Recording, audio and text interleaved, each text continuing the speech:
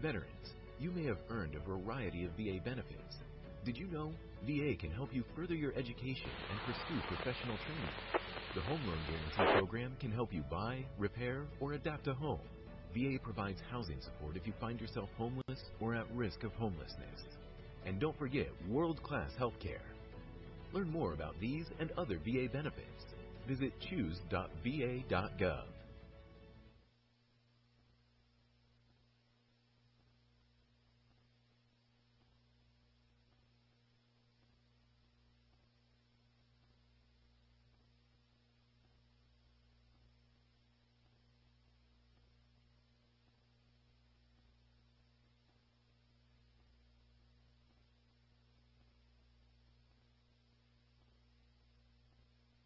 W5GAD.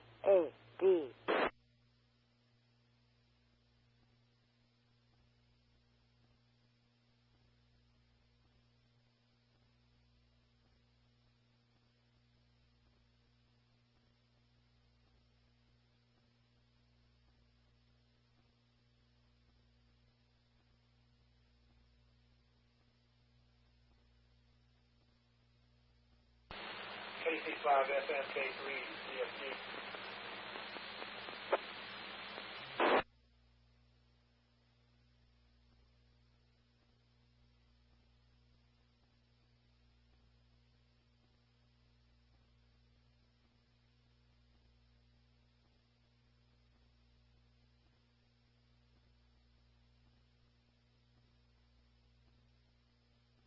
Disregard Lloyd, I'll get this later. K3 CFG.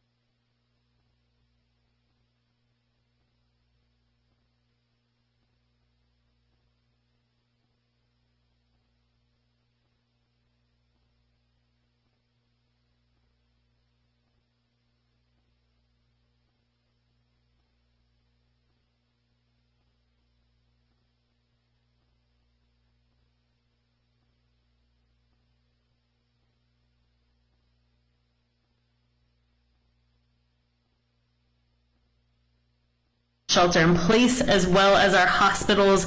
They will have extra staff on site. They are ready, but they are full of patients at this point in time. All dialysis facilities have now closed and will reopen as soon as possible after the storm. It is extremely important for us to stay out of the hospitals as much as possible. We need to save 911 and our emergency rooms for people experiencing life-threatening emergencies. We have staged oxygen tanks for distribution after the storm. It is important to note that oxygen will not be available tonight. It will not be available tomorrow. It will only be open after the storm once things are starting to clear up. I am going to list these sites now so that if you lose power, you will have this information already. But please do not go there tonight or tomorrow. These sites are Fire Station 20 at 4110 Hudson Street in Metairie and Fire Station 81 at 808 MacArthur Avenue in Harvey. If you have oxygen tanks that are empty at home, please bring those to the fire station and you will get a full one at that time.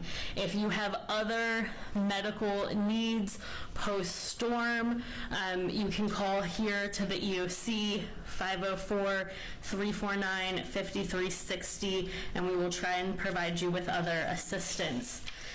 It is important to remember that COVID is still with us. So we know many people are staying with family, you're staying with friends, maybe you've left the state. Please wear masks, even in the homes with your family and friends. Try and find separate rooms to sleep in and social distance as much as possible. Finally, I would like to mention generator safety. As you have heard here, using generators improperly will lead to death. Make sure you set up those generators outdoors, away from windows, doors, and air conditioning units. If you need to refuel the generator, please allow it to cool completely before adding more fuel. Thank you. Thank you, Sarah. So today has been very busy. I want to introduce the Regional Director of our Southeast Louisiana Floodplain Protection Authority West. They have been very busy today, and the Board of Directors, Nick, Callie, and Scott Kirk. Thank you, Madam President. We've been working all day to operate our system. All of the land-based gates have been closed, and I would like to remind residents that that includes the Highway 45 gate, so use Lafitte LaRose Highway as an alternate because that is no longer trafficable as of 5 o'clock today. Over the next couple of hours, we will continue to close our navigation gates. Once that is done, the system will be closed up, and we will be prepared for the storm. We went to a full activation of our Emergency Operations Center at 6 a.m. today, and we will remain that way until the storm passes. So I encourage everybody to be safe, listen to elected leaders, and look out for one another. Thank you.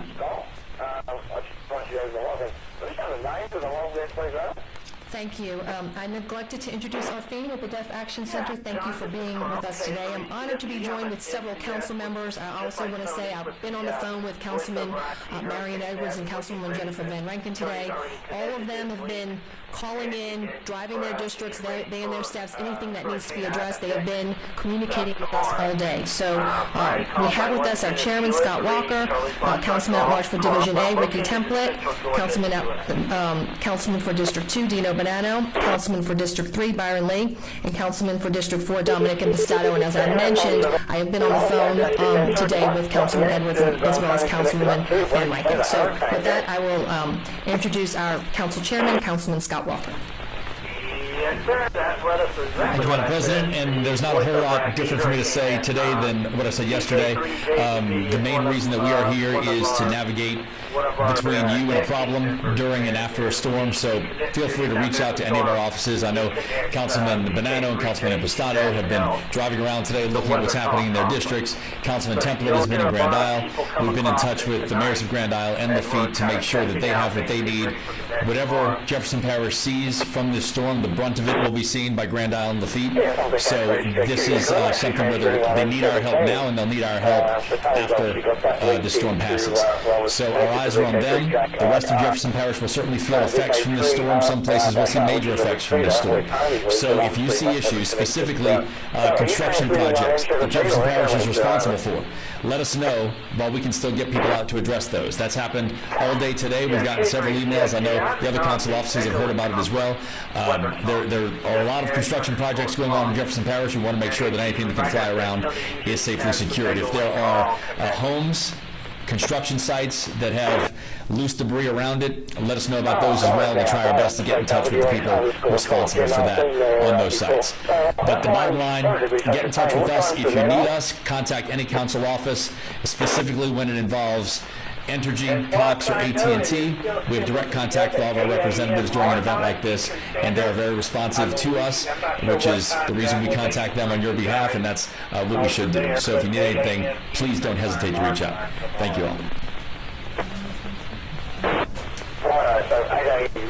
Good evening. I'd like to make a plea to the residents of Westminster and Lincolnshire that if you can leave, please leave. Historically, those communities have flooded at least 3 or 4 times, and so I'm asking for all of you who can leave, please do so. If not, please stay safe and stay home. Thank you very much.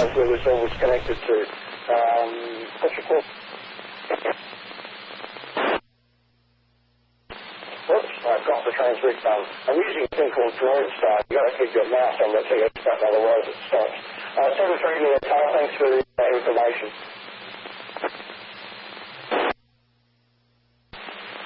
No problem, John, and like I said, nothing is going on right now. Now, I do want to tell you in about,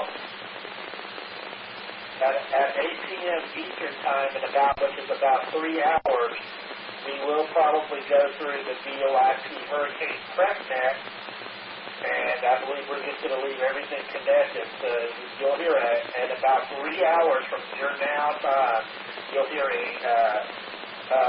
hurricane watch prep net start at 8 o'clock, and it'll be just our regular Saturday night net. So you feel free to check in with us on that one as well. K3 CFC.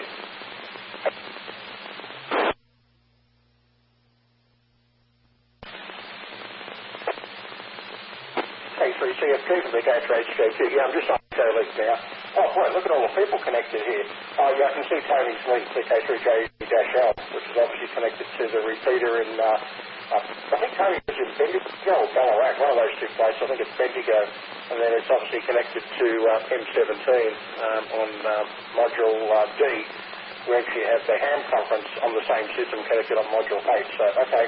I can see all these people. There's a stack of them connected here. All right. sorry to interrupt the system here. I didn't realise where else it was connected to, and I shouldn't be talking on here anyway, because this is for Skywarn and that's the whole system. Yeah, I've actually been here before.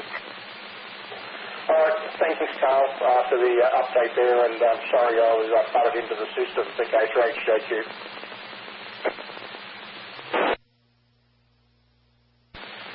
Oh, John, you're not messing with anything right now. Not until 8 a.m. Eastern Time tomorrow when we actually start the net, the hurricane net. Like I said, we've got a prep net, just a regular weekly prep net coming up at 8 o'clock Eastern Time. That is 6:20 now, so in a couple hours. Feel free to come in and hang out with us until then. Main thing you're hearing a lot of now is people testing nets and testing repeaters and getting things connected for tomorrow. So, but nothing is going on tonight. Feel free anytime, my friends. 73 see you, my friends. BK3, AK2. This is Kilo 3. Charlie Foxtrot Golf, Carl, US. 73.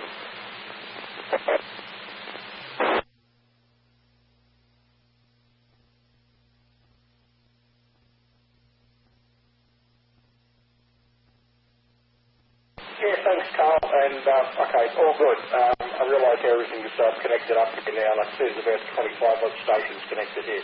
All right, thanks for the info, and yeah, I've got to go and actually do some work here today, so I probably won't be hanging around. But once again, sorry for cutting into the system. I just seen Tony's repeater popped up there, and I thought I'll give him a quick call, but didn't realise that he had it plugged into Skywarn. My fault. 730 for Catch Rate Shaky Click.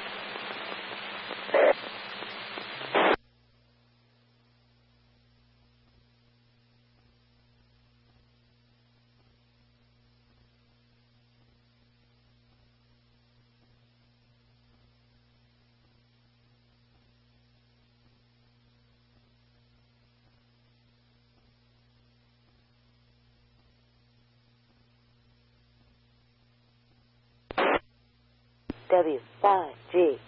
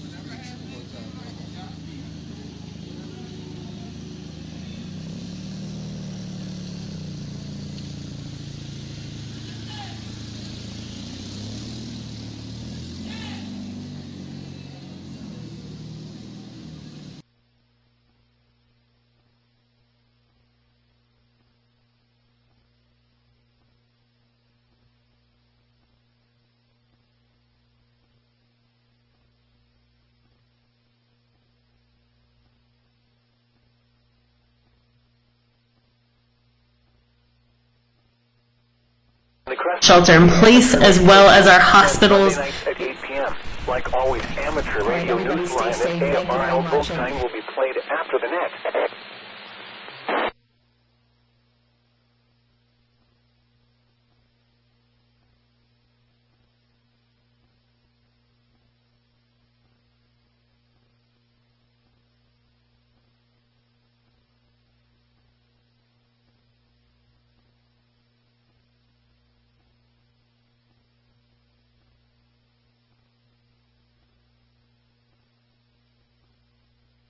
Afternoon, 5:22. This is open. Repeater. Service KB5AVY.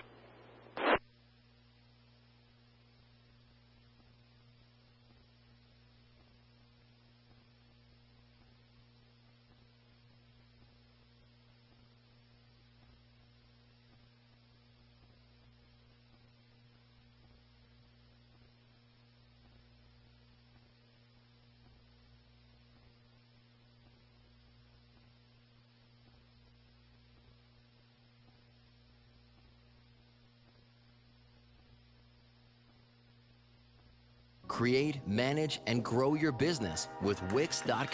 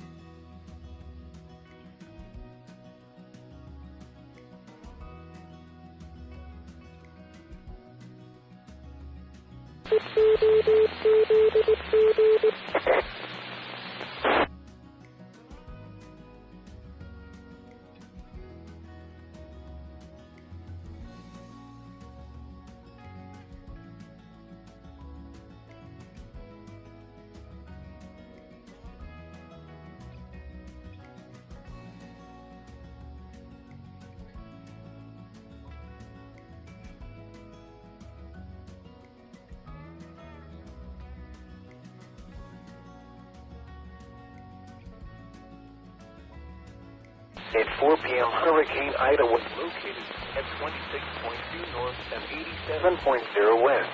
We're about 380 miles southeast of Homer, Louisiana. Maximum sustained winds are 105 miles per hour with higher gusts. Hurricane Ida is moving northwest at 16 miles per hour. A hurricane warning has been issued from Intracoastal City to the mouth of Pearl River. Monitor 146.82 repeater for updates. The Hurricane VoIP net will activate at 7 a.m. Sunday morning.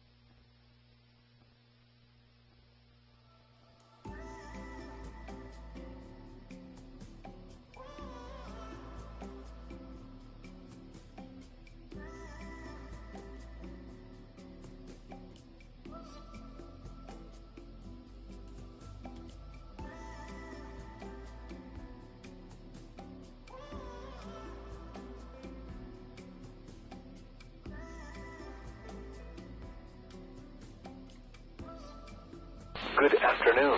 The time is 5:30 p.m. Today is Saturday, August 28th.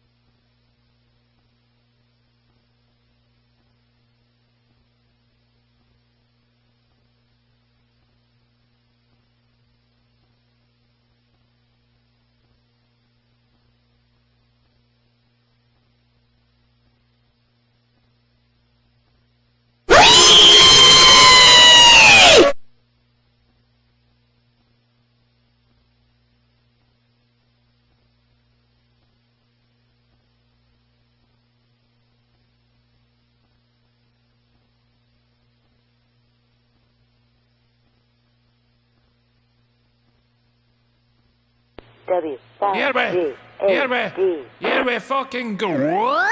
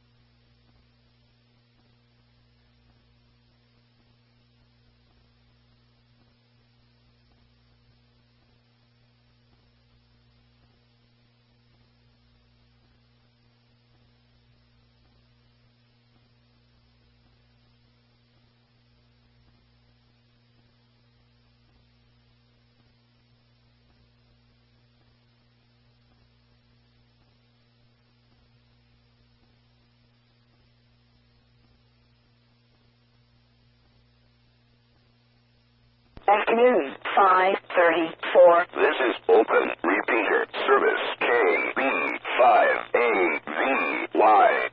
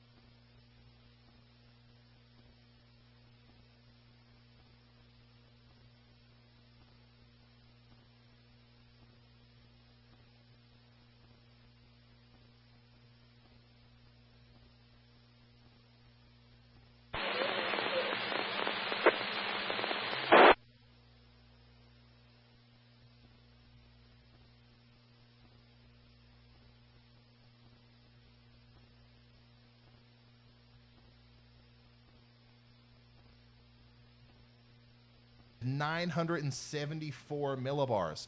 974 millibars. That's what they actually recorded right there in the center, and they're getting ready to do another pass right now. So let's see here. Yep. Maximum high standard level is, so there was a right 974 millibars is the lowest pressure they recorded, and also a flight level inbound wind of around 105 miles an hour. Okay, so we don't have all the data yet. We don't have enough to know exactly what the winds are like on the surface here, but we do know that so far 104.7 miles an hour, that's going to be the highest winds that they've recorded at flight level. Now here's what they're doing. Okay, so they went through the storm this way, they turned around down here, they're getting every angle of the storm, they're going to come through it this way, they're going to come back around, they're going to cross through that center multiple times before they have to go back and refuel. But more than likely what we're going to see happen is we've got a 974 millibar low pressure system here. When they cross through that center area of circulation again, it'll probably be a 973, okay? And then maybe even a 970 before this mission is set and done. And then by the time they have recorded enough wind data to tell us that, it's... I'm sorry, all the different sides of the storm. Once they've actually sampled every single quadrant of the storm, we'll be able to tell what kind of winds we're experiencing. I would be surprised if we're not up to 110, 115 mile an hour right now. I would say by the time this mission is over, once again, I would be very surprised if we didn't have a Category 3 storm on our hand. Yeah. Very surprised. I go 5 P you'll see tomorrow morning in Chestnut Union. Let me throw on the infrared satellite here. Yeah. So really, it's whenever this plane makes it up into this portion of the storm, that's where I'm most interested to see, where some of those stronger wind gusts are. Okay, I'm going to get rid of that layer. We're going to keep a very close eye on this. We do have another mission. We've got mission 11 into Ida, which is still on the way.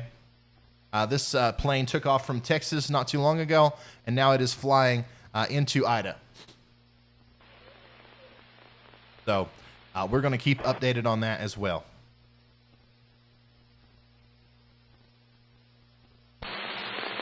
This is live. This is updating live right now. Try to see some of these winds that have captured. 80 miles an hour. 75 miles an hour. I really do think that once they're up here in the northeastern quadrant, they're going to sample some more intense winds. So that's what we are looking at right now. Let's go back to the all view real quick. Load up radar scope once again. And I'm going to go through Twitter here. And we'll see if there's any new developments as far as storm reports goes or anything like that. Give me just a second. A lot of stuff on Twitter right now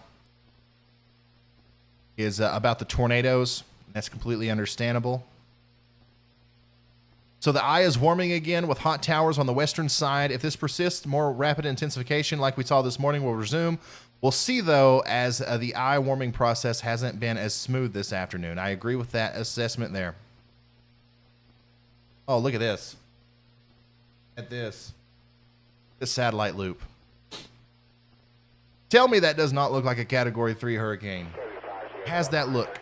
You know what I mean? Once again, if this thing wasn't going as fast as what it's going, I'm on the page that this could have been the most significant, the most the strongest storm that has ever happened in the northern hemisphere. Like, we are so lucky that this thing is going as fast as it's going, because it's just rapidly intensifying and it's moving fast at the same time. But look at all the outflow coming out from this side. Nothing impeding it here. So lots of stuff going on Twitter. We're still looking at gridlock traffic here. This was 4 hours ago. This is an aerial shot just a little while ago near Slidell in Louisiana, showing the evacuation traffic. This is the 1012 interchange. So I guess is this going east, north? Is this going north or east or west? I'm assuming it's not going north. But it's still bumper to bumper out there. If you're trying to get away from the hurricane. Recon has now found extrapolated pressure under 970 millibars now. All right, we got to look at that. Web browser. Go to tropicaltidbits.com. This is a good website if you are interested in keeping up with some of this stuff yourself.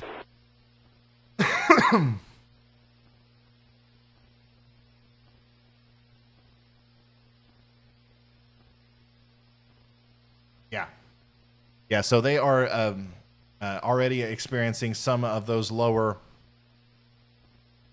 pressure signatures on Mission 11, let alone over here on Mission 10, okay? We've dipped down to well under 974 at this point.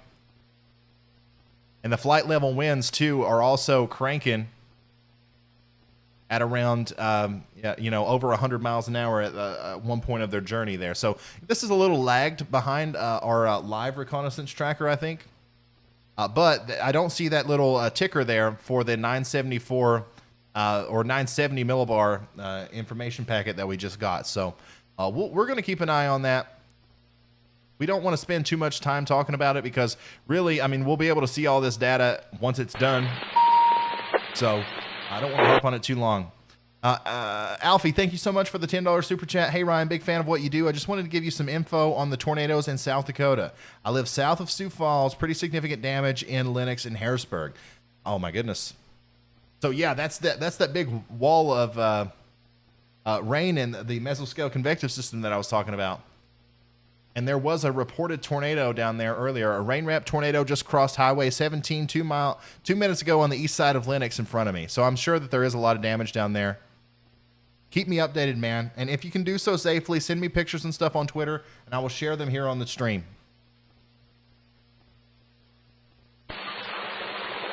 All right, guys, let's go through this weather model one more time. Let's talk about timing here, okay? This is expected to be a Category 3 or possibly a Category 4 hurricane by 2 a.m. this morning, or 2 a.m. in the morning tomorrow. We are then going to expect that it either rapidly intensifies from there or goes through its bombogenesis cycle and kind of flattens out a little bit. The HWRF suggests that it might flatten out a little bit and then continue to make landfall as a Category 3 or a low-end Category 4. With the wind gusts maybe around 150 miles an hour, but with maximum sustained winds around 130 miles an hour. The landfall, according to this model, is maybe going to happen either sometime between 2 p.m. and 5 p.m., somewhere in this region of Louisiana, okay? That's south and west of downtown New Orleans. New Orleans is right here. Landfall is going to happen south and west of there. Now, the bad news here is that we've got all these hurricane and tropical storm force winds that are wrapping around that center of circulation. And look at this. Literally, it's blowing the water in the perfect way to fill up these levees and dams and canals over here. And it's just not going to be a pretty sight, guys. The flooding over there with just 10 feet of storm surge is going to be really bad. And then as this storm comes onto shore, the winds are going to weaken, and we're still going to see tropical storm to hurricane force wind gusts all the way up into northern Louisiana and southern and central portions of Mississippi, but the sustained winds will be much lower at this point. Service KB5AV. Mezzo Dave, thank you for the super chat. He says, Patricia increased by 120 miles an hour in 24 hours. I don't think we're out of the woods yet. Absolutely not. Absolutely not. Whenever I talk about how this is maybe looking weaker than it was yesterday, you got to remember that yesterday some of these models were showing 170 mile an hour winds. Okay, even just 130 mile an hour winds is going to cause catastrophic damage. People still need to leave Louisiana as fast as they can, and don't even pack, just run. But 170 miles an hour, that's a different story. And, you know, we're getting into a more realistic phase of the forecasting model segment of this, lead up to the storm. And it's still, the fact of the matter is it's still showing a catastrophic storm with a Category 3 or Category 4, very likely. And then I do want to show you one more thing here. U.S. regions, let's look at the East Coast as a whole. U.S. regions east. A lot of people are wondering what the impacts are going to be in their neck of the woods. They don't live in Louisiana. And really, if you live anywhere here that's in the red or the browns, expect widespread damaging flooding, okay? This is going to be a very prolific flooding event for a lot of people along the Ohio River, and especially down here in western Tennessee and the entire state of Mississippi. A lot of these places are just going to be buried in water. So that's going to be the main threat here for the inland areas, especially over here in the Ohio Valley and the Mid-Atlantic regions, flooding. And there is one more thing I got to talk about here that doesn't actually have to deal with the landfalling hurricane, and that's going to be the tornado possibility. So once again, I'm only going to talk about this, one more time this evening. As this storm makes landfall, the lower level jet stream winds are going to be cranking at around 70 knots on the southeastern quadrant of this bowling ball of a trough down here that's negatively tilted and ejecting off to the northeast.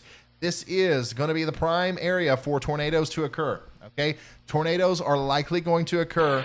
Numerous ones are likely going to occur in Mississippi and Alabama and possibly even south central or southern middle Tennessee tomorrow. I'm sorry, this is Tuesday. Tuesday in the morning through pretty much the whole day Tuesday, I would watch out. And that's going to work its way into middle Tennessee and possibly even portions of eastern Tennessee with the severe weather threat there later on Tuesday evening. But other than that, everybody else can just expect big-time rain. Big-time rain. That's going to be the biggest threat here. This is a big storm, and it's going to affect a lot of people. A lot of people. No doubt about that. So let's go ahead and take a look at the tornado situation again. We have just a bunch of tornado warnings out here. Go to the correlation coefficient. So we currently have multiple tornado warnings right now in Minnesota. Cottonwood, Jackson, and Murray counties are under tornado warnings, and Nobles County is under tornado warnings, okay? And Cottonwood and Murray County are under multiple tornado warnings from separate storms. So this is happening live right now. We are experiencing a little tornado outbreak north and east of Sioux Falls in Minnesota. There are likely multiple tornadoes down right now. If you live in Westbrook, Heron Lake, Brewster, Jeffers, Wyndham, Lamberton, Springfield, Comfrey, Defer, Mountain Lake, any of these places in Minnesota, you need to be taking shelter right now, okay? Look at this. This is like a mesoscale convective vortex now spinning around. It's like an inland hurricane almost that's kind of moving towards the area there that's near Comfrey, Minnesota. And look at all those winds. Even if you don't get a tornado out of this, we're experiencing possibly 70 to 80 mile an hour wind gusts on the front side of these storms as they work their way into the Minnesota or the Westbrook and Wyndham areas. So once again, multiple tornado warnings right now. But I think really the main thing that we got to watch out for is just the giant wall of wind. A giant wall of wind is moving through into these areas. It's likely going to cause significant damage. In fact, we already have a very significant damage report coming in from south of Sioux Falls. We just had a commenter in the chat that was talking about how there's a lot of damage everywhere. And right now, we had a report come in that said rain wrap tornado just crossed the Highway 17 2 minutes ago on the east side, and it was right in front of me. So another bad thing about this is rain wrap tornadoes, man. Those are not good. You can't see them coming. It just looks like a normal storm's heading towards you. You hear the thunder, you hear the lightning, you might see a shelf cloud. Next thing you know, there's a tornado hiding in that rain. So if you live anywhere down here in southwestern Minnesota, please take shelter now. Get to the most interior room of your home. That can be the basement or an interior bathroom. If you happen to have some bicycle helmets, especially if you have children, like maybe you got to go by the garage to get to your innermost bathroom, and you've got some bicycle helmets in there, or maybe some other sort of helmets, football helmets, whatever. Go ahead and throw them on, okay? Throw them on before you go into your shelter, into your safe spot there, because it could end up saving your life. When it comes to tornadoes, the number one thing that kills people is not just the wind. It's not the tornado itself. It's the debris from your house falling on you or from other people's houses flying into your house. So, yeah, that's pretty much all I'm going to say about that. Big time tornado threat right now in southwestern Minnesota. This is heading towards the Rochester and Minneapolis area. So keep an eye on the radar. Keep an eye on the radar. That could end up being a very serious situation. Go back and take a look at our hurricane here.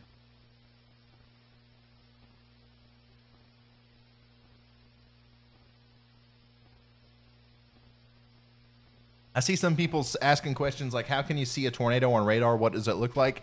That requires a little bit of a lengthy explanation, at least in my opinion. So I'm gonna save that one. Come back to another live stream, and we will talk about that in more in depth. But there is definitely a way to talk about that, to actually see a tornado on radar.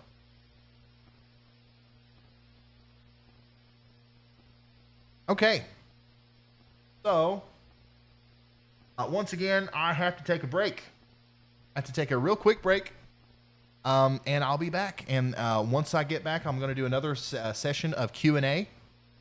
All right, it is currently almost 7 p.m. on the East Coast here, and I plan on taking this all the way out to 8 p.m. I've gotten all the information out that I think that I need to. I think I've harped on a lot of the things multiple times.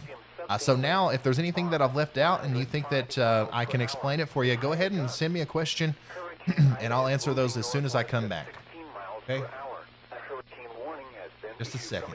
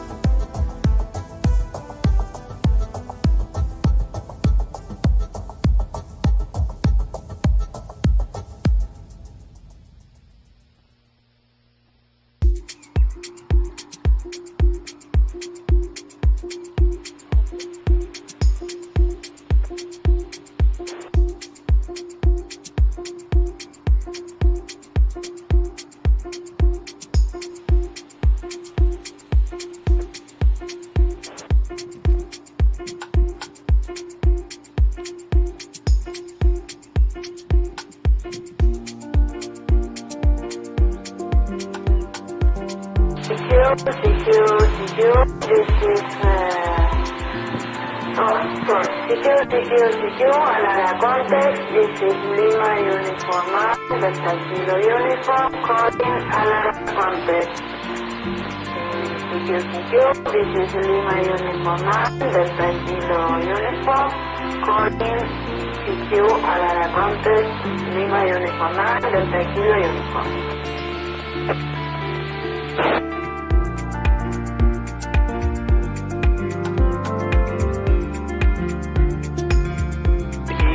The time is 6 p.m. Today is Saturday, August 28th.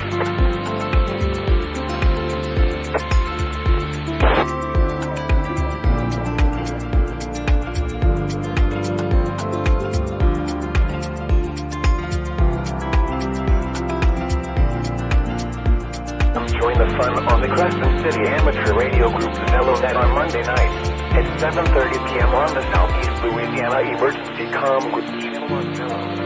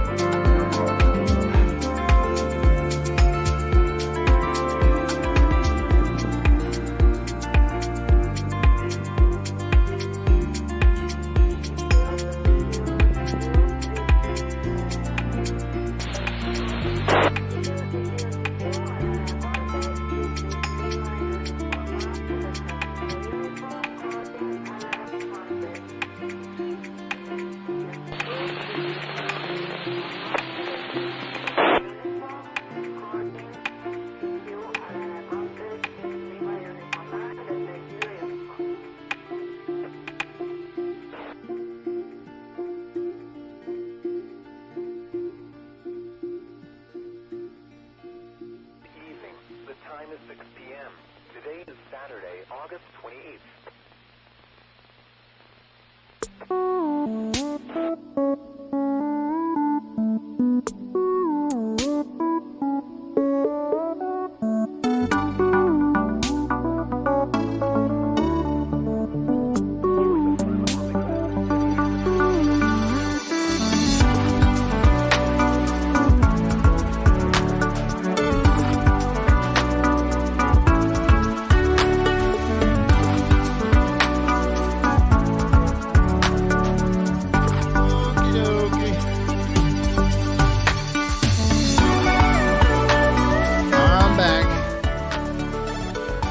For waiting on me.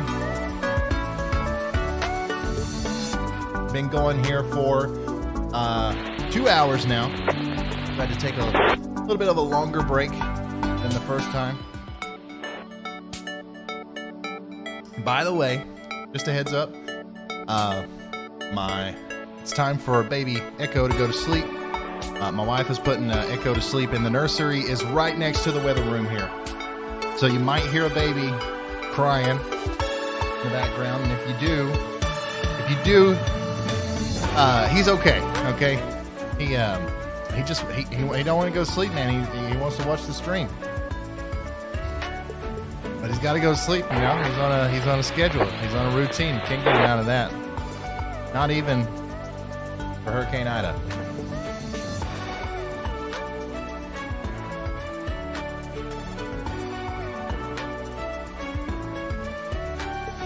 Okay, so basically, I've already went through all of the model data and all of that stuff. So basically, now we're now casting. Okay, for the next hour or so. My job now is just going to be to monitor this storm as it continues to move north and west, and I'm going to be keeping a closer eye on the chat. Okay, hopefully we've got some moderators in here. It looks like we got Nightbot and Half-Life. Is that all we got? Half-Life, man, I'm sorry. We need some more chat moderators. If anybody is interested in that, I mean, Half-Life, he's a machine. Like, he can take care of it himself, I'm sure. But I would like to have just a couple more, just in case he needs to go take a break. So if anybody's interested in being a chat moderator, we will almost certainly need them tomorrow. Please reach out to me on Twitter, and we'll work something out, okay?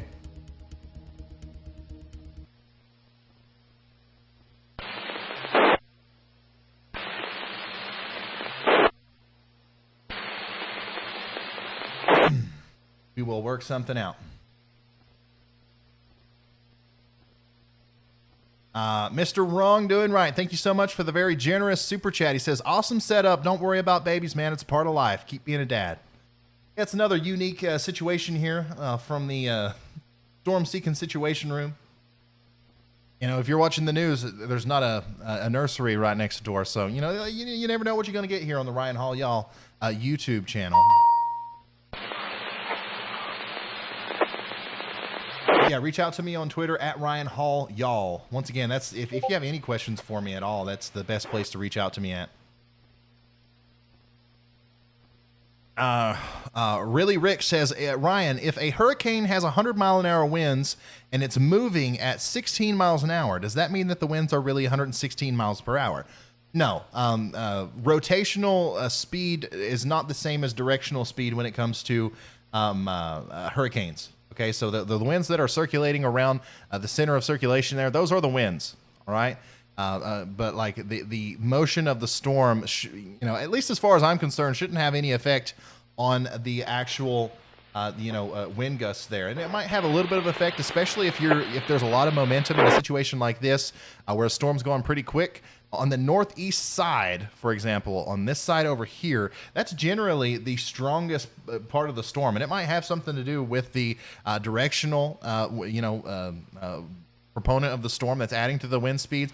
But most likely, it has to do with that northeastern portion of the low pressure system being the quadrant of the deep area of low pressure that pulls in the most energy. Okay, a lot of that deep convection gets wrapped around on that side, and that's where a lot of the heaviest winds are. And it doesn't have really anything to do with the direction of the storm as much as it does with just the physics and kinematics that go into making low pressure systems.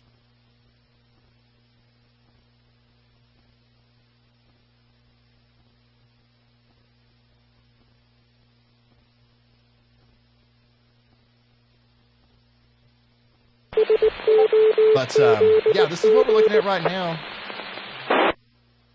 3D view of Hurricane Ida as it approaches Louisiana there.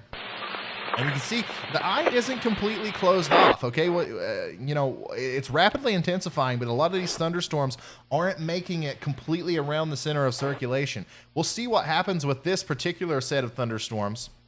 But these big hot towers, you want to see those literally make a full, circumnavigation there around the center of circulation in order to see the kind of intensification that we're expecting to see.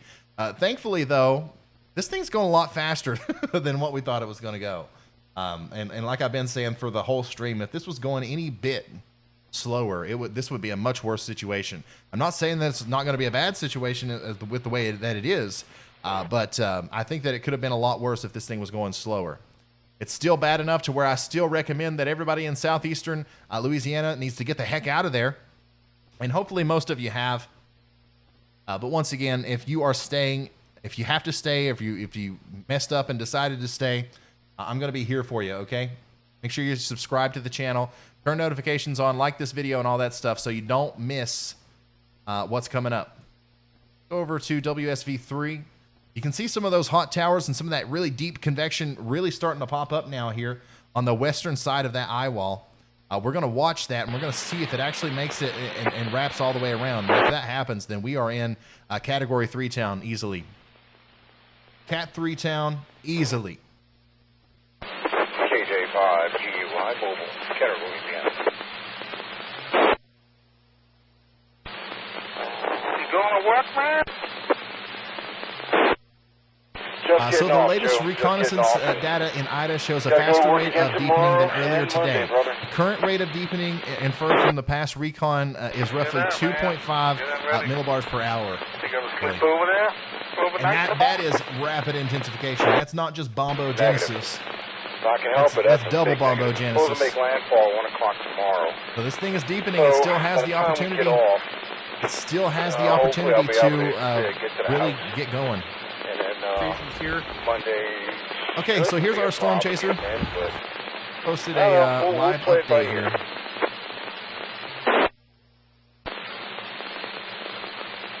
Okay. Just a second. I gotta work out some of these bugs with the stream before.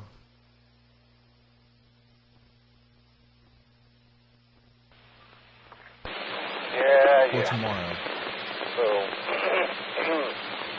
So anyway, yeah, I ain't, unfortunately I can't go anywhere. So this was about 3 hours ago, but still, let's listen in on our storm chaser, Vince Welty. But like I said, we'll have to play it by ear ready. This is great on whether or not I go home. I don't know. Looks like everybody's prepared here for the incoming Hurricane Ida. I would like to go home, officially but projected to be a strong Category 3 at landfall sometime tomorrow. The other problem expecting is deteriorating conditions here all from this tonight time, into tomorrow.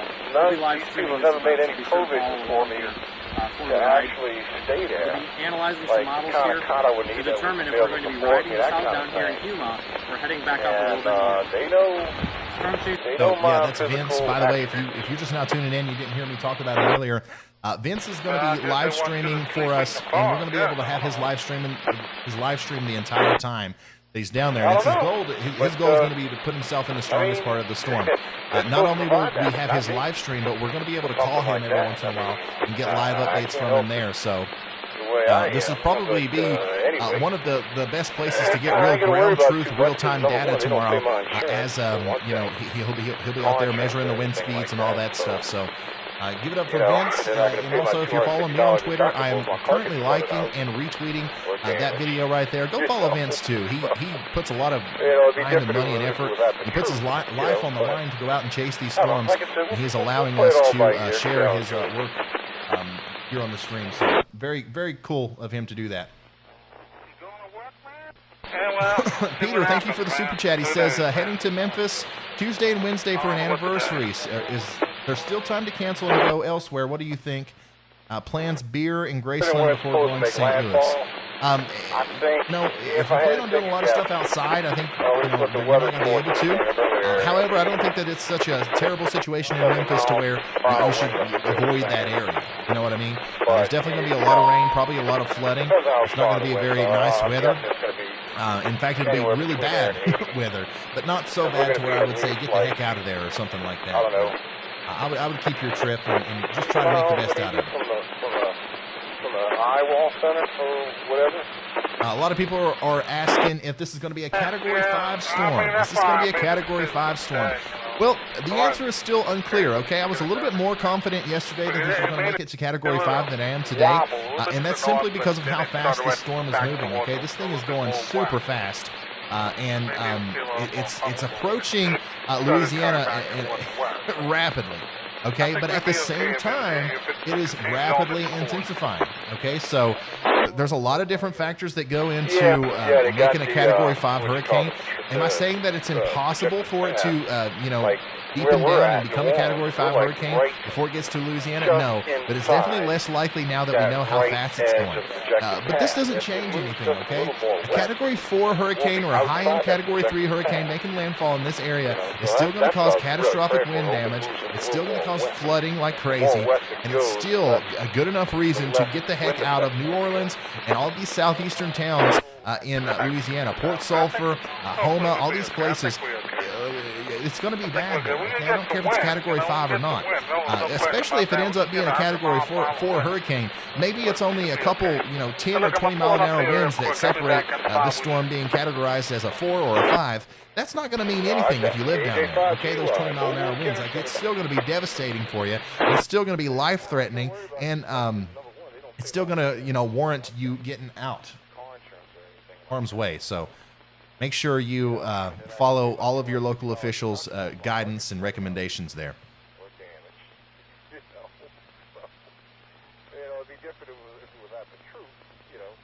We got a lot of people sending in photos and stuff on Twitter. Let's show some of that.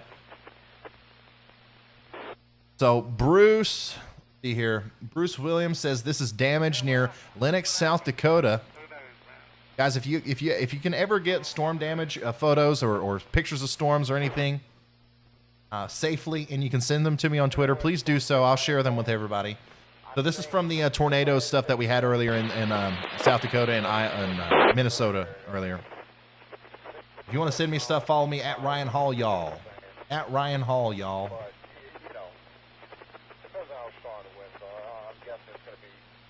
Question: if the hurricane is shifting slightly east, what would cause it to go further north of North Georgia?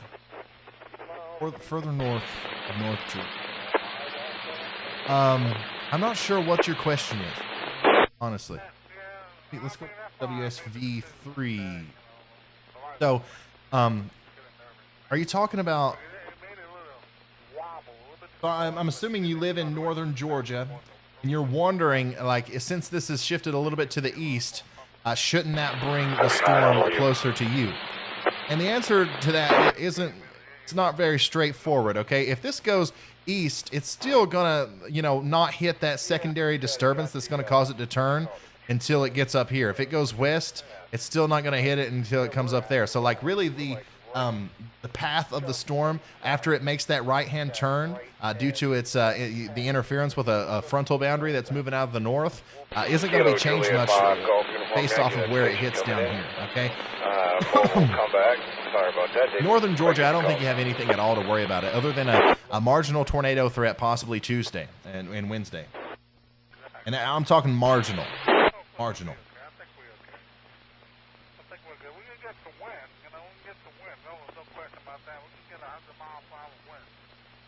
Any update from the Hurricane Hunter sites? Let me actually look at that. Sorry. No audio on that one. To Mission 11. So Mission 11 still hasn't gotten there yet. So look at that. Mission 11 is still, they're dancing around. They're going to get there sooner or later. But Mission 10, Mission 10 has been through this storm in multiple different ways.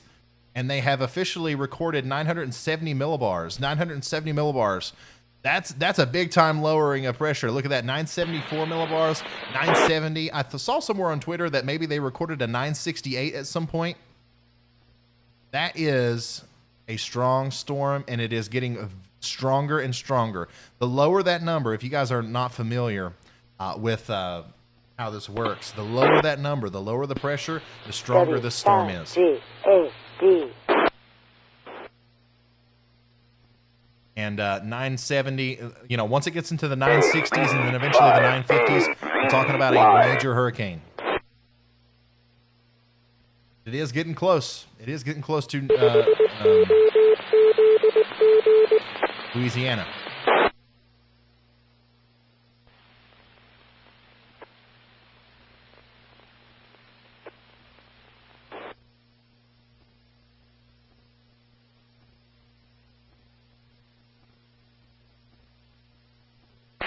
Hurricane Ida was located at 26.2 north and 87.0 west.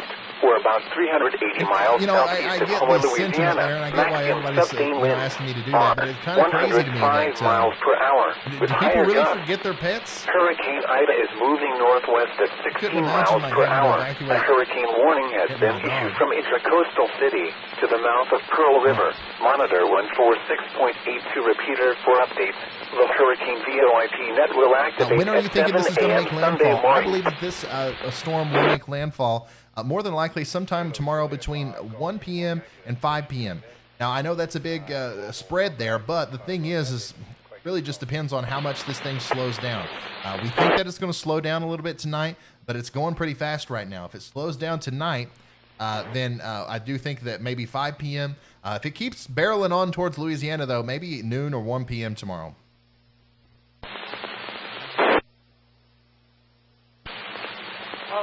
John, you still there? That's 5 over. Is the eye going to pass over Houma or Morgan City? More than likely not. The eye will actually go south of you in those areas, and that's actually pretty bad because that puts you right in smack dab in some of the strongest winds and also some of the strongest wind storm surge from the storm. Ryan, is Ida able to slow down like you initially thought it would? And if so, what could cause that to happen? Well, the massive expansion of the storm here itself could cause it to slow down. Okay, so like literally the central area of low pressure is having to carve a path for itself as it travels through the atmosphere. And the more, obstacles there are ahead of it, the harder it is going to be for it to do that. So that might slow it down a mile or two an hour or so. If we see more convection happening on this side. Another thing that might make it slow down is if it starts spinning more, okay? If this actually becomes stronger, a deeper low pressure system, the more rotations we get around that center of circulation, the more time it takes for those hot towers and deep convection to really grasp themselves and be able to maintain their strength around the center of circulation, so it kind of has to slow down to allow them to do that. Additionally, there is a really nice area of outflow that's coming out from this storm here, okay? And this right here might create a situation where there's some locked-in air on the northern side of the storm that kind of creates a boundary that maybe a little bit hindrances the forward momentum that it has, but for the most part, there's not a lot that can slow this thing down or speed it up. It's kind of a mystery to a lot of meteorologists as to why it's going as fast as it is right now. None of the models saw it. The National Hurricane Center didn't see it. We were expecting it to go a lot slower because there is a little upper level low over here that's kind of guiding this thing, and there's some high pressure out there to the east. But for the most part, there's no big weather systems that are driving or steering this thing in any certain direction. There's no frontal boundary, or there's no secondary low pressure system up here that's kind of drawing it towards it. This thing is just going fast on its own. And once again, that's a good thing. We should be very thankful for that. But that is going to cause it to have less time to rapidly intensify as it moves up towards the coast of Louisiana. We just got a new update from the hurricane hunters. So this plane is now making its second approach, okay? So it's probably going to fly down like this and come back and intercept the center once again.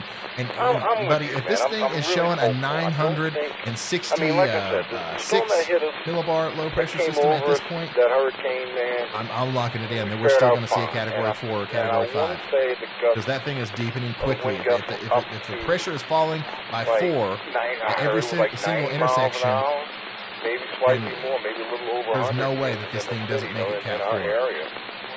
So, you know, I know our house can withstand it. So, you know, the only thing that I'm concerned about is just, you know, rain. Pressure is 968 right now. Yeah, I think I saw that too. In There was my one of area, the it's not marked here, but I think one of the getting to and from work, you know, that's about one of the probes measured a 968 there, right next to the central area of low pressure. I need to turn on the link to 105. Let's do that maybe tonight. Do you recommend any weather programs that are high quality and under $25 a month? I really recommend this program.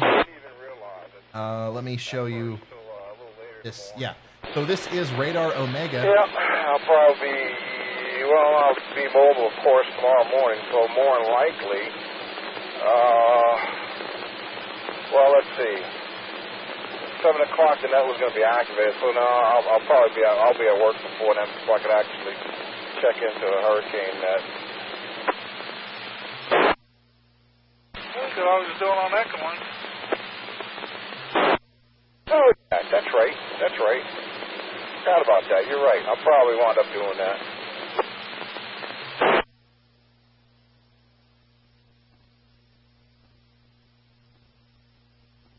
Following up last of the gasoline.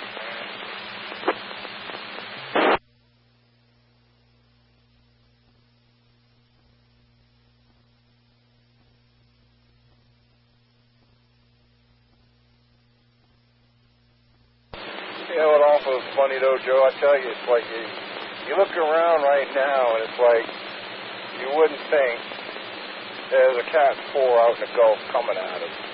Yeah, look at the weather right now. But we don't. It's not a Cat 4 right now. It's a Category 2. No, I know, but you know what I mean. It's supposed to go up to a 4. Let's hope there's hope. I'm being optimistic because, you know, it's moving fast. And I always thought it was moving fast. They don't give a lot of time for it to get strong. But maybe I'm wrong. Obviously, I'm wrong. Yeah, that's what I'm hoping for. I mean, it stays moving at, 15, 16 miles per hour. I'm hoping it stays as quick or goes even quicker. Because that's what happened to us last year. That storm was like in and out of here like a lightning bolt. Yeah, you know, you're right about it, man. It was in and out real quick, but hope that happens.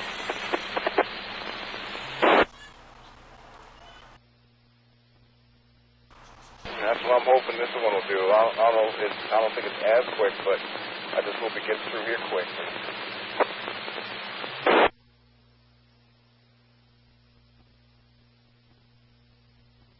Yeah, I'm going to try to go to the EOC tomorrow morning. It may go tonight. What's going on over there? Make sure the videos are working.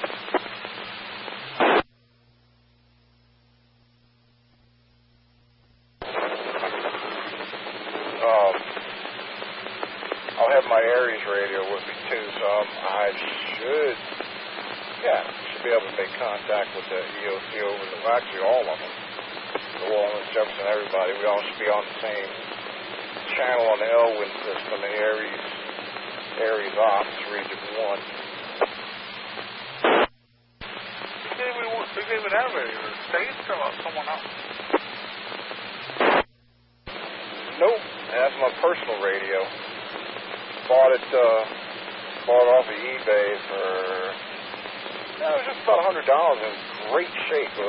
Motorola XTS 5000 in the 800 band, the 7 to 800 band, and the only thing I did to it was I changed it out with a brand new case, like that yellow case the fire department used.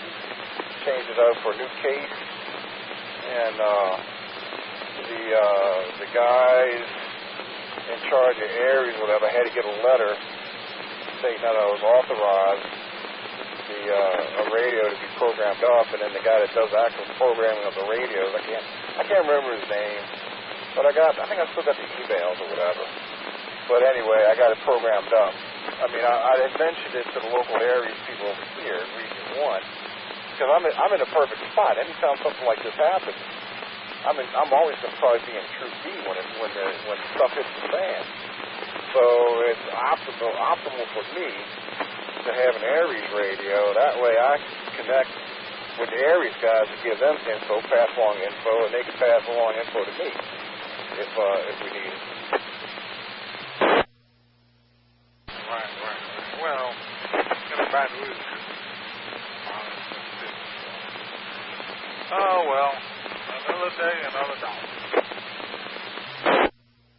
Yeah, buddy. I tell you what, I'm glad I'm not at. I'm glad I'm not anywhere near Houma, and I'm glad we're not in Baton Rouge, because those guys are going to get smashed. Because the way that track is supposed to go, you know how it goes up. It's supposed to make landfall right at Houma, go up north, and it starts to make its turn. It's supposed to go right over Baton Rouge, dude, and make the turn. You know, I'm like, yeah, that's not a good place to be. I have to agree with you. It's not a good place. Yeah, I don't think I'm going to be in either places either myself. All right, Guy, look, I'm about to pull up here. Say something to you, man, or maybe I'll talk to you tomorrow on the way to work. That's 5 weeks.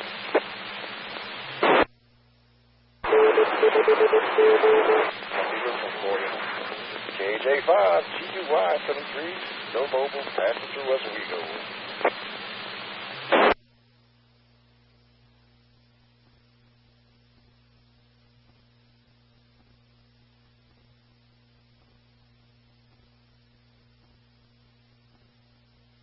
Evening, 6:27. This is open. Repeater. Service KB5AVY.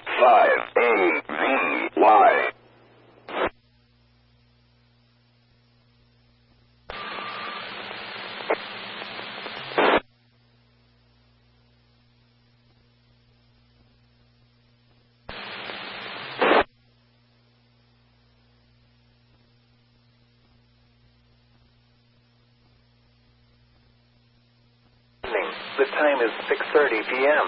Today is Saturday, August 28th.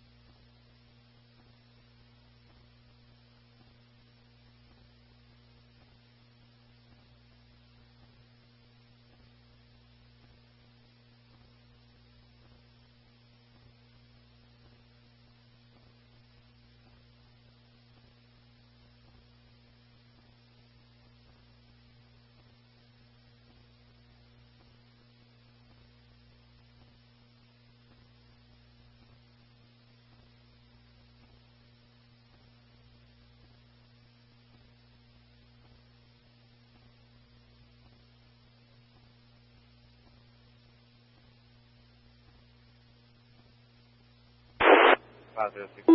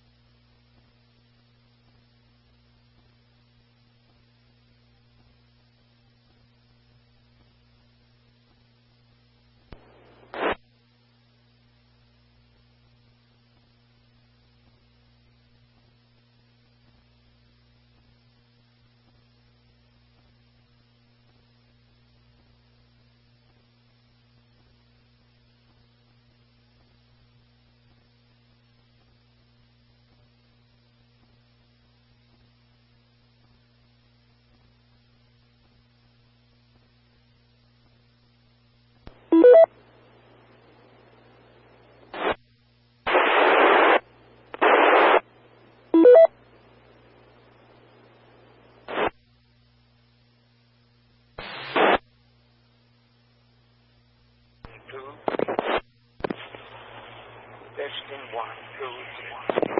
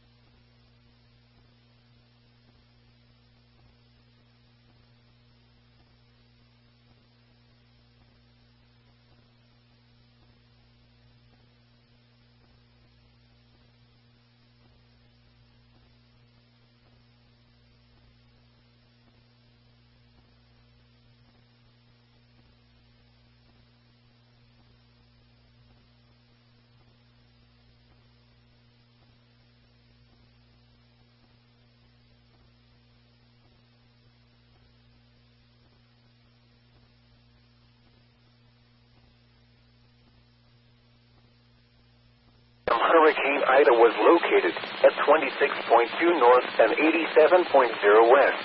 We're about 380 miles southeast of Houma, Louisiana. Maximum sustained winds are 105 miles per hour with higher gusts. Hurricane Ida is moving northwest at 16 miles per hour. A hurricane warning has been issued from Intracoastal City to the mouth of Pearl River. Monitor 146.82 repeater for updates. The Hurricane VoIP net will activate at 7 a.m. Sunday morning.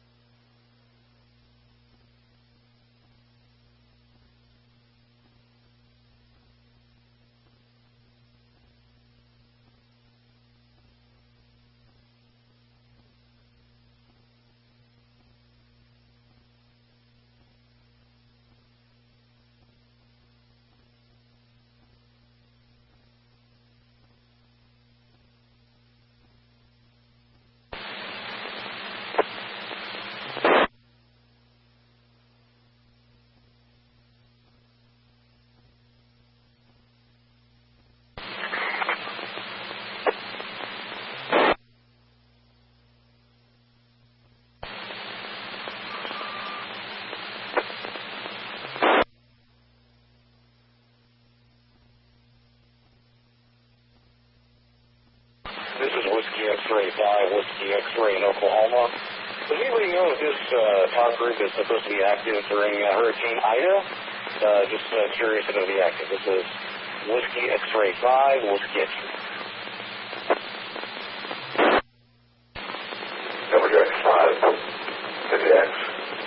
This is KC5 FM, affirmative. Affirmative, you're linked now. You'll all be linked during the hurricane, KC5 FM. Okay.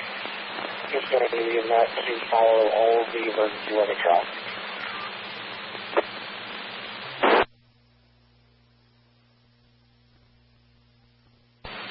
All right, thank you very much, sir. I appreciate that. And we'll probably be listening at that point.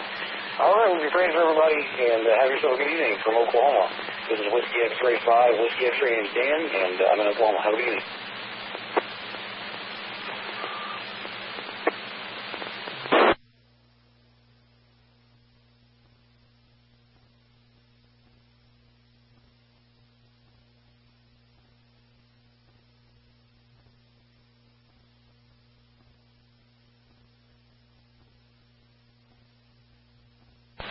Texas on this net, this is K3CFP. Be advised that VOIP hurricane threat net begins in 5 minutes.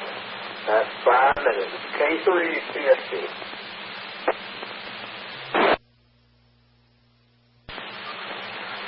Area K3, whatever your call sign is, you do have your radio program incorrectly. You're identifying with ID 39000.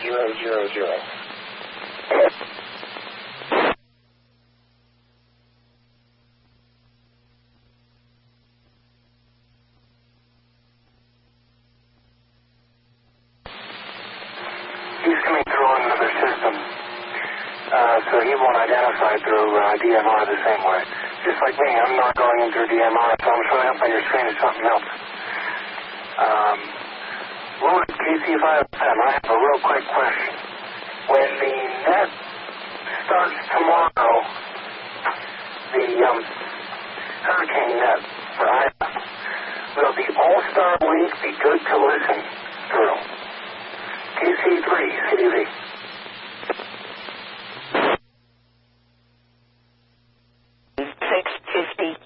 This is open repeater service KB5AVY.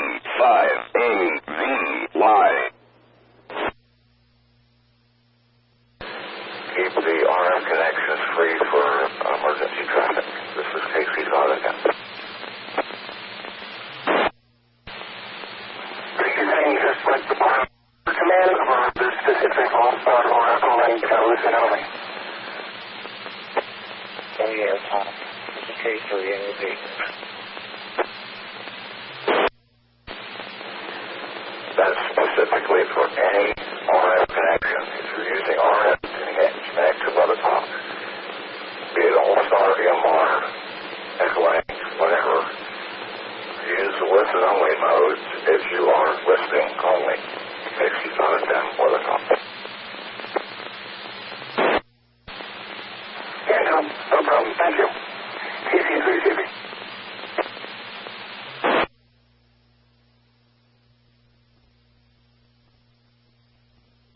KC5FM, KC5DHO.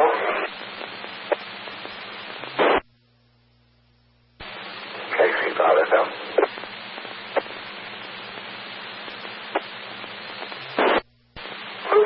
Roger, is the man VOT side down to WX? It shows I have no connection to it on any of my devices.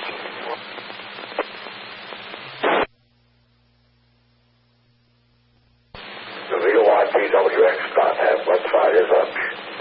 Refresh your browser and you might eliminate your cache,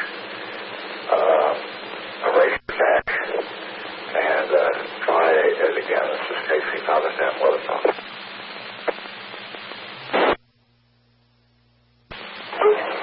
Roger that, Lloyd. No problem.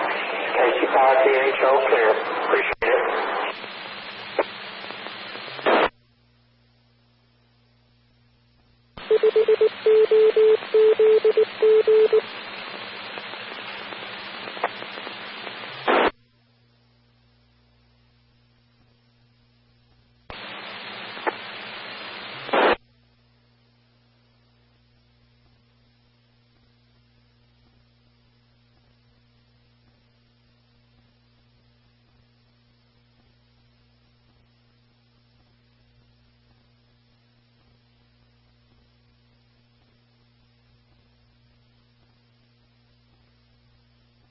Good evening. The time is 7 p.m. Today is Saturday, August 28th.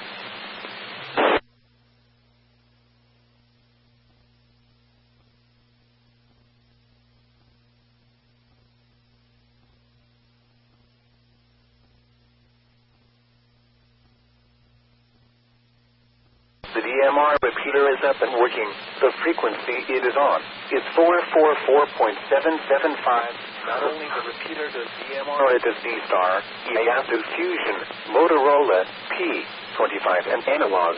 It is open for everyone to use.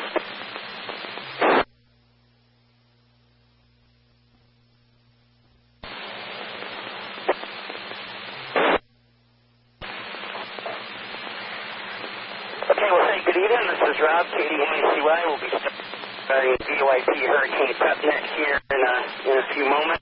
We're going to, similar to last week, change the format of the net a little bit, and I'm actually going to call for net management first, followed by stations in the affected area, or with relays in the affected area of Hurricane Ida.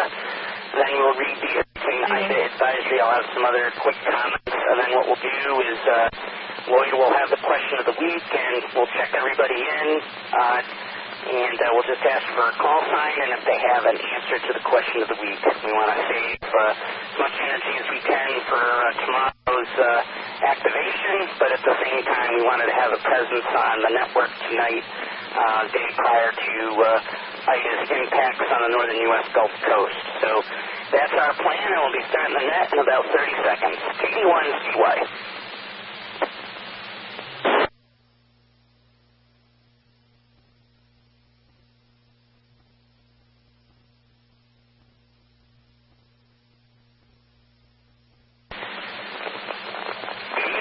KD1CY from East Taunton, Massachusetts, opening the VOIP Sky Hurricane PrepNet. I will now break for any emergency traffic. Please call Kilo Delta 1 Charlie Yankee.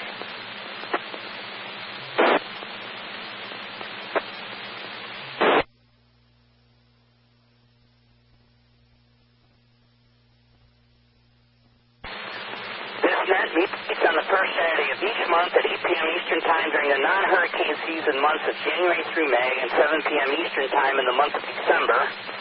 During the Atlantic hurricane season months from June to November, the net meets weekly at 8 p.m. Eastern Time. We have multiple Echolink and RLP stations participating internationally linked together here on Reflector 9219 and on the Weather Talk Conference.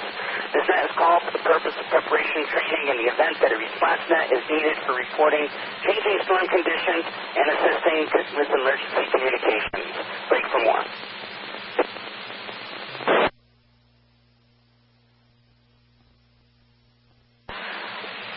The linking of participating repeaters and stations via the RLP and Echolink can give the National Weather Service offices and other emergency response agencies around the country immediate access to amateur radio Sky One spotters and emergency management officials who are in and around the affected areas. This net was also created to allow Sky One net control operators to sharpen their skills when calling nets, to share educational information with Sky One spotters and agencies, assist node owners with proper configurations for link repeater setup, and to allow licensed amateur radio operators to make comments about the VOIP Sky One program. Break for more.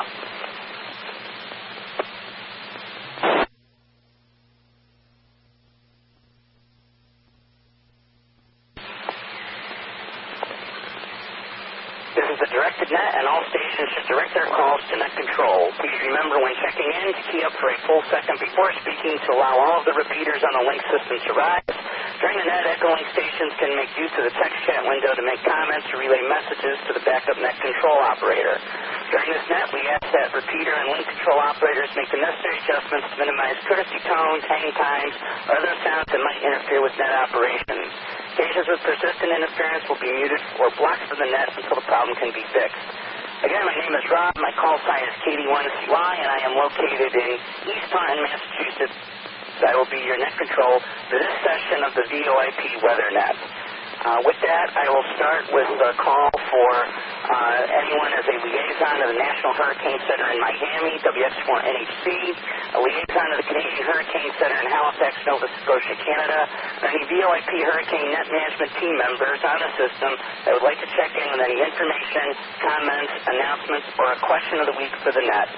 Please give us your call sign only. BK3 Juliet Echo Delta.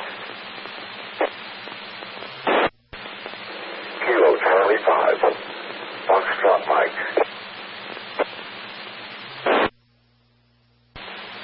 Kilo 3 November Oscar Papa. The request.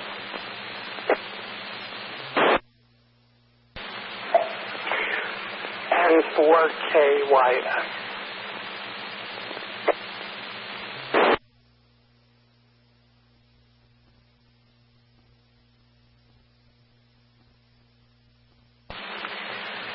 Control, recognize VK3JED Tony, KC5FM Lloyd. I did also hear K3NOP and N4KYS. I've got you both checked in. This is the net management team call-up, but I've got you both checked into the net now, and I'll be making a call for general check-ins here in a few moments.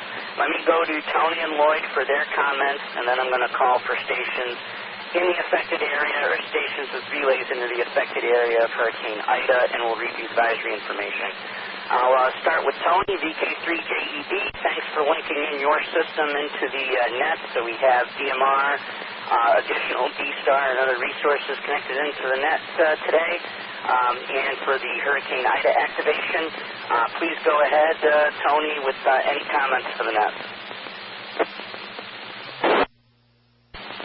Okay, good morning, Rob, and everyone else.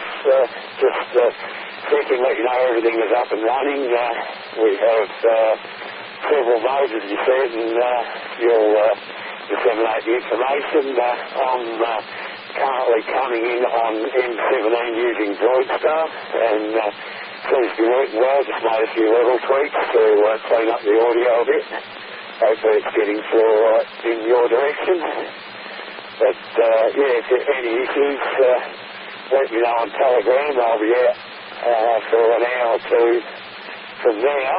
I'm on the way out now, just walking, but I should be around for most of my daylight and early evening hours. I think that's about it. KD1CY, KC3JD.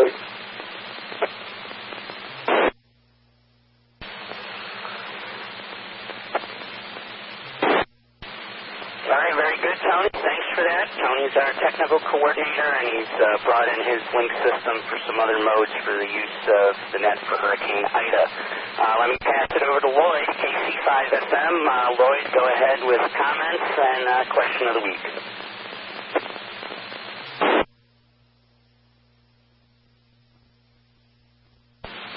This is KC5FM, also the K3CFG. But follow me because he has to do something. I told him to take that right after me. Question of the week. Do you know how, or do you know that you could use Droidstar to monitor VOI BWX operations of the bridge? VK3JED use Droidstar to monitor VOI BWX operations, and also VK3JED has Droidstar to monitor VOI BWX operations. This information is provided on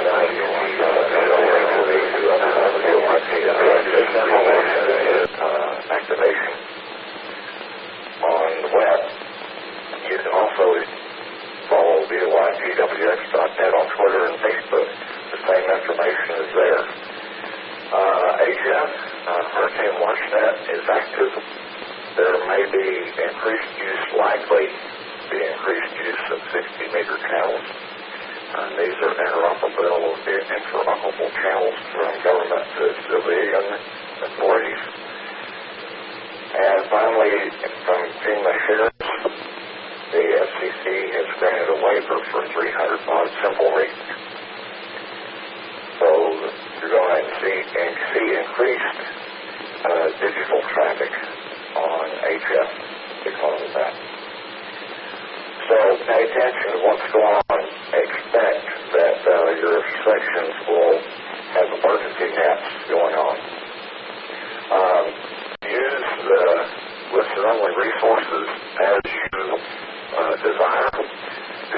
connect the RF to the system, be it All-Star, Hamshack Hotline, DMR.